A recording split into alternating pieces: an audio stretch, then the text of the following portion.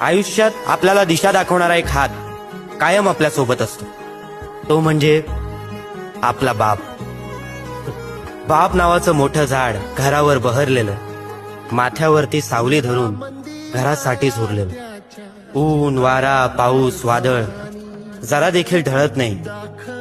बाप असतो आवाक्याबाहेर, कधीच कोणाला कळत नाही. खडूस वाटतो कधी कधी, चिडून जरब लावून जातो, शांतपणे डोळे फाडून जास्तीचाच भाव पाहून जातो. वसखन येतो अंगावर म्हणून जवळ कोणी जात नाही.